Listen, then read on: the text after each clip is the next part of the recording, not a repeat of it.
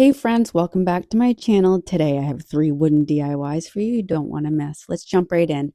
All right, I got this wooden hanging basket I found at Goodwill.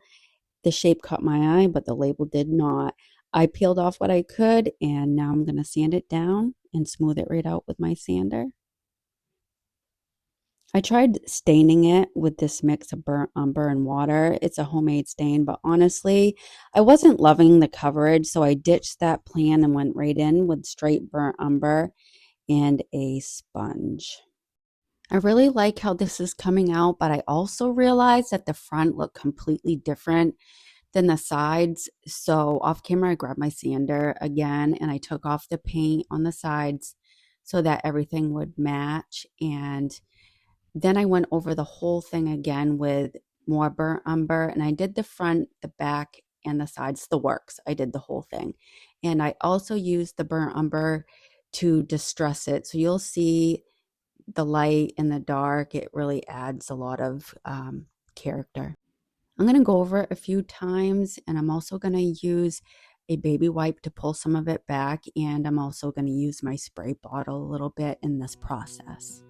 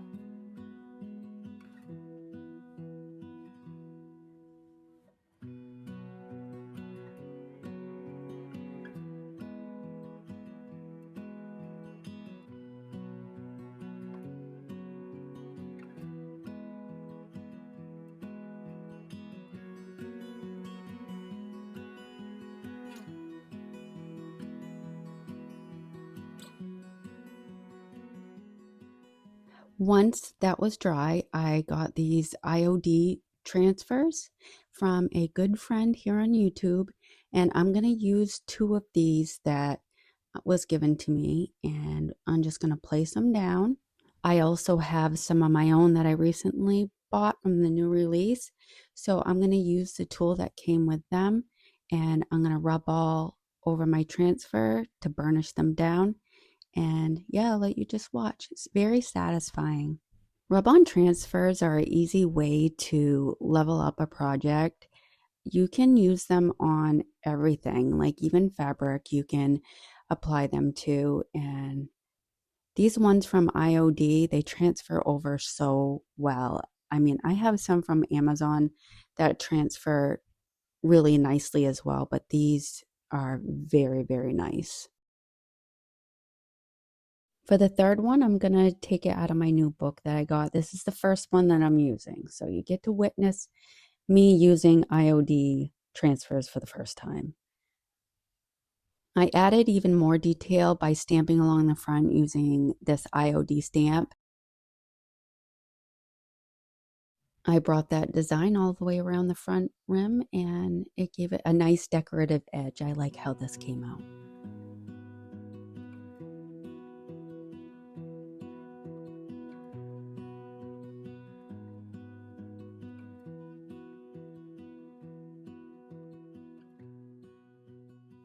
Next, I started digging through this container of antique candles and such. It's filled with all sorts of little treasures I've collected from thrift stores and flea markets and even old furniture I've taken apart over the years. It's always a nice surprise what I'll find in there. I've even considered using an old faucet that I had in here because how fun would that be? I think it would be awesome, but yeah, it was way too heavy for this little basket, unfortunately, but I've got to come up with something soon to use with this because, I mean, if you have any ideas, please share it down in the comments. I would love to know what you would do with this. In the end, I ended up with this lighter hanger, and I attached it using some antique style tacks. Nothing too fancy, but I love the look and I think it goes well together. It was time to seal it all in, so I used Paint Jocure's Extreme Satin Glaze. I brushed it all over the entire piece, the front, the back, and gave it 2 coats. I want this to be durable, and I also like the soft sheen look that it gives. I hear a lot of people struggle with Mod Podge, and I am one of those people, believe me. This stuff is a total game changer with decoupage. I mean, look at how it applies. It's so smooth. It doesn't go on streaky at all. Very nice thin layer. I 10 out of 10 recommend this stuff. It's awesome. I'll do a tutorial soon using this in decoupage. I'm recording this on June 17th, and today is my rescue dog's birthday. His name is Blue. He's 2 years old today, and he is a mixed breed, Husky and German. My previous dogs have always been labs, and I do have a 3-year-old yellow lab now. But let me tell you, this dog is so intelligent. So yeah, say happy birthday to Blue down in the comments for me. Lastly, I'm going to finish off my basket with some gold rub and buff. Just add a little bit. You know I got to have the vintage, right? Y'all know that by now. And I absolutely love how this comes out. Let me know in the comments what you think. I always like to know if you would do something differently. And sometimes I'll finish a project and I'll look at it afterwards and I'm like, oh man, I wish I would have done this with this, or I could have done this a lot easier. There goes my stutter again, guys. Sorry, but this is it. This is the final result. I just added some greenery and that pretty crochet doily, and that completes this project. Okay, so real quick, today's challenge is called What Would You Make? It's hosted by Brenda from Rustic and Lace, Cindy from Divine Designs, and our awesome guest host is Marika's Creations. Make sure to check out these talented ladies and everyone else on the playlist. You're going to be so inspired. All right, this next project is a salvaged piece of wood I found on the side of the road. Total score. And I'm going to start by dusting one of my IOD molds with cornstarch. Then I'll roll some of my Daz clay into like a sausage form. I'm going to press it into my mold and use my thumb to smooth it out to remove the excess. Then I'm going to gently flex my mold and use gravity to help release the casting, and it just pops right out. And if it doesn't, just use, your finger just a little bit just to help it come out. But it's more or less with intricate work that you have to do that with. I'm going to arrange these mold pieces side by side to look like a spine of an old book. Once I like the layout, that's when I'll glue them down using some tight bond. But this is going to resemble a little book. And like most of my projects, I want it to look old. And lately I've been into a lot of dark, moody decor. And so a lot of these DIYs that I've been making lately are right down that alley. I'm not into like Valentine's Day or patriotic DIYs. I did a Memorial Day one.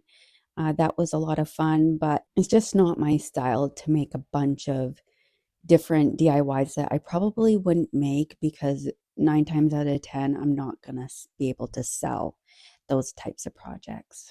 Let's have a chat down in the comments. Let me know, are you a crafter? If so, what do you make?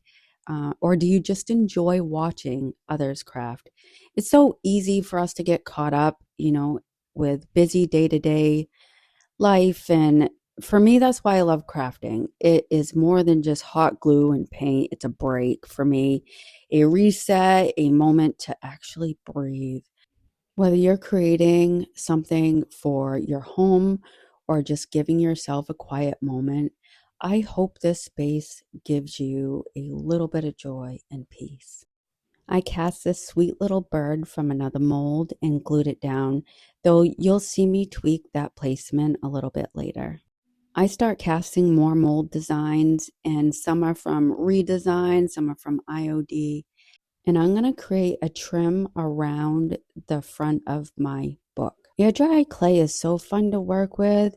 It's easy, relaxing, and the possibilities are endless. You can also use resin in the place of air dry clay, but clay is super cost effective. A little bit goes a long way, and you can make so many beautiful details without spending a bunch of money. Since I'm repeating the process quite a bit, I thought I'd take a moment to chat a little bit more about clay. Air dry clay is such a great material to play with. It's not just fun, it's forgiving. You don't need any fancy tools. It dries on its own. And if you mess up, just roll it and try again. As I already mentioned, though, it's super budget friendly, especially if you're making a lot of embellishments like I am here. You could also, you don't have to buy IOD or redesign. You can go on Amazon and you can find ones that are probably a fraction of the cost depending on, what you get. But you can also buy molds for like cakes and things like that. Just do whatever fits your budget. I've been lucky to find a few things at Goodwill as well. And be sure to check your yard sales. You never know, it's yard sale season here in Maine. So I absolutely love to go, but I work weekends only. So unfortunately, I miss out on a lot of that. And I have to know what craft fairs are ahead of time if I want to do one of those. But just like anything, there's pros and cons. But once I have all my pieces laid out, I'm going to use my Titebond Quick and Thick and I'm going to glue those down. And I end up leaving this overnight so that way it could dry. Some clays you do want to paint within the first few hours and leave it overnight because it will crack badly. Daz air dry clay seldom ever cracks for me. So the next day, I'm going to paint my book with the color Buttercream by Paint Chacur. I'm going to give it 2 full coats and let it dry for a few hours. You can see I'm stippling it on, making sure to get in all the small areas that are hard to get in. This brush makes it easy. You can get this off of Paint Chacur's website. It's called a Eco Brush, and it's well worth the money. Of course, there's got to be a dump truck right outside my house the day I'm doing a voiceover. It's either that or barking dogs. I'd rather it be birds chirping, but not today. It's going to rain.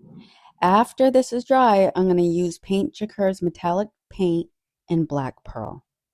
I'm going to use a small brush and I'm going to paint all over the castings in sections, wiping it back with a baby wipe and a little bit of water to reveal all that pretty detail. And it is beautiful. So I just paint little bits at a time, taking my time to get in all the little cracks. And as I wipe back, you'll see the magic.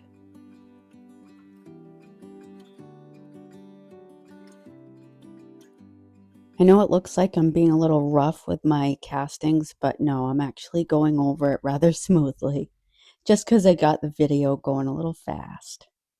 You can go back in with some more metallic paint if you take too much off. I go back and forth quite a bit.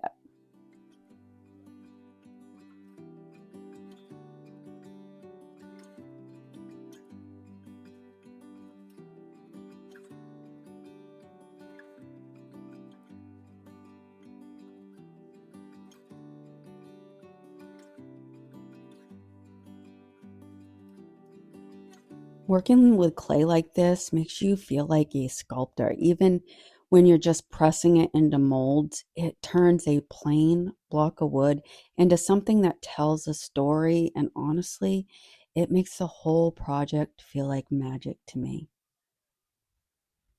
It makes me feel like a kid again, just playing and creating without overthinking. It doesn't have to be perfect. You just have to enjoy the process.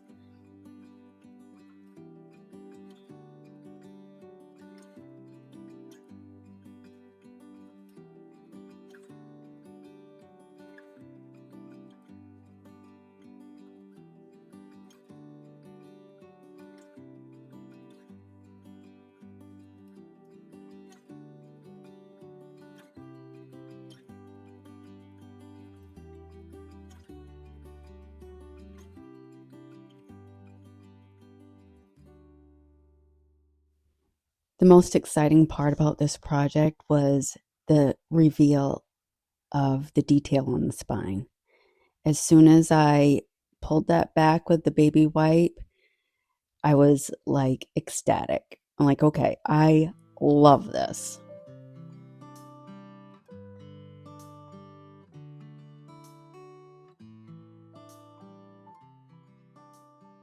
Just look at that. Isn't that beautiful?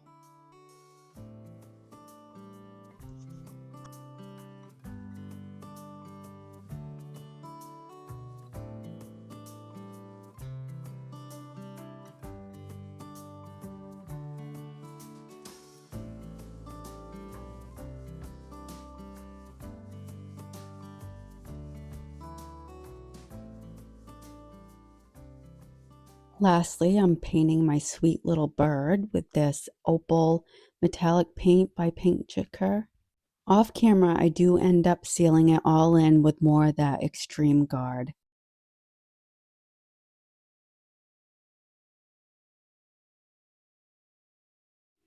And that's it for this one. Let me know what you think of it down in the comments. I love it. Last but not least, we're going to give this Goodwill sign some new life. I'm going to remove the label. And after I get that label off, I'm going to use Paint Chicker's 2-in-1 primer. And I'm going to give the whole thing one good coat. As soon as I saw this, I could tell that Mod Podge was probably used to make the cracks in the board. As soon as I started brushing it, I could tell the resistance in my brush that that was indeed the case. I don't want these cracks to be fully covered. So I'm going to do the one coat and then I'm going to take my embossing gun to bring those cracks back to surface.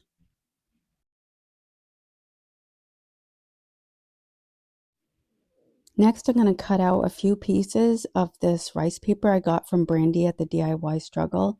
And that's what I'm going to use on the front of my wooden sign.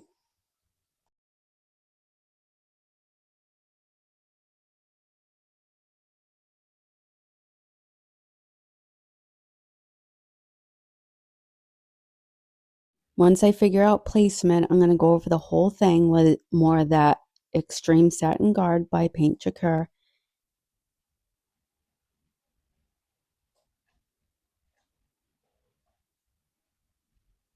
I'm going to go all around the sides of this board with some black chalk paint.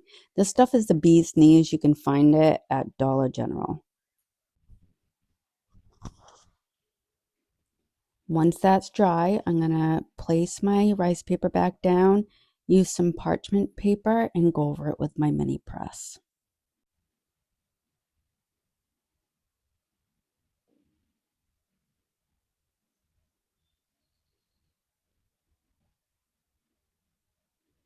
I'm going to grab my mold by Redesign and I'm going to start casting some more embellishments. I also use alphabet stamps I got off Amazon to add the word garden in French. It's just a cute little detail I love. Everything that I've learned about clay, I have to give credit to Erin at the Provincial Farmhouse. She just has this way of explaining things that makes sense.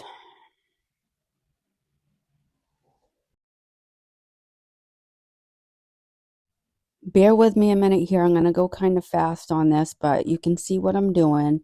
I'm going to cast even more pieces and arrange them like I did with the book project. I'm going to use the clay molds to create a frame around the sign. It kind of makes it look like a vintage picture frame. I love how this technique ties the project together while still letting each one have its own personality. Once I find the layout, I glue everything down with Titebond quick and thick.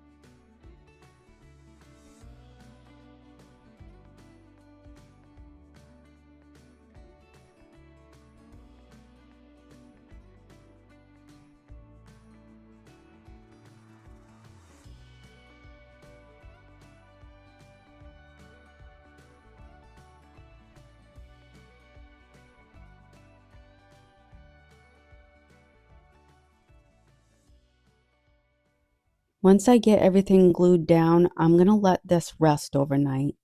And then I'm going to use Paint Jacquard's buttercream, wait, no, farmhouse linen, sorry about that. And I'm going to brush all over my castings with that.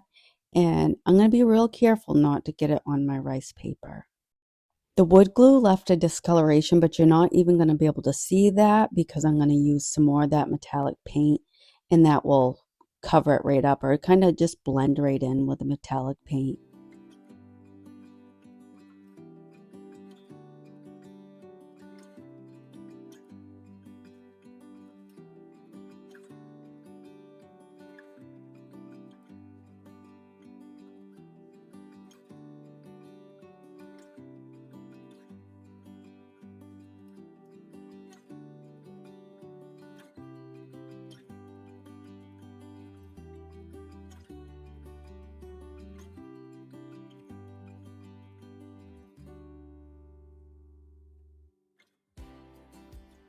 I'm going to let that dry for a few hours, and then I'm going to use my Extreme Garden Satin over the whole thing. And then I'll let that dry for a little bit.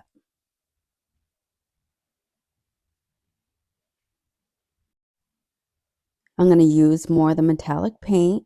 This is what really brings the castings to life. And my favorite part, every time I use clay, this is the highlight. So like before, I'm going back and forth with a baby wipe, using my spray bottle and just pulling it back. You could actually skip this step altogether and maybe just use a little bit of rub and buff maybe on it to give it a little bit of color and highlight those castings. Let me know in the comments what you think, what you would have done differently, if anything. One thing that's kind of annoyed me lately is the rude comments that some people choose to make. They're commenting before they even actually watch the part of the video that they're commenting on. And it's not necessarily rude comments, it's just kind of like, I guess, ignorant comments or passive aggressive. But the thing of it is we're here on YouTube to learn and grow together, not here to criticize people or, be hurtful. Nobody's perfect. And that's not the goal. The goal isn't perfection. We're here to share what we love and lift each other up and have fun along the way. That's what makes this community special. As Brandy would say over to Making It My Own DIYs, make it your own. That's what this is about. Make it your own. I'm going to use the color Ballet Slipper by Waverly, and I'm going to go over all the little flowers that are scattered all around. Some of them you wouldn't even know that were there until I added a little pink to them. And I'm going to go back and forth between the Ballet Slipper and, some more of that metallic paint. I don't want them to stand out too much, but I don't want them to get lost in the metallic paint. Just kind of give it a light color. And then I'm going to add some green metallic paint. And I'm going to add that to the leaves and just go back and forth, until I love it.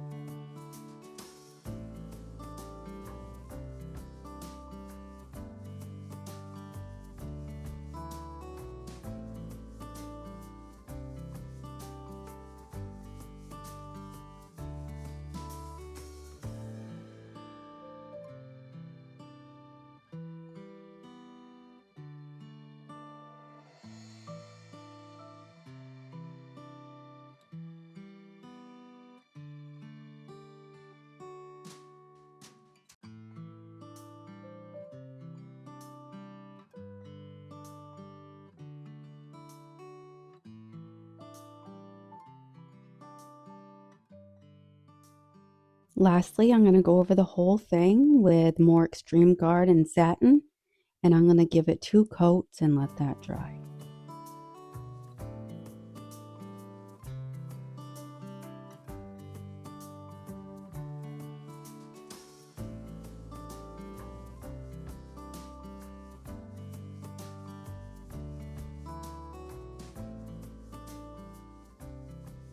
And that completes this project.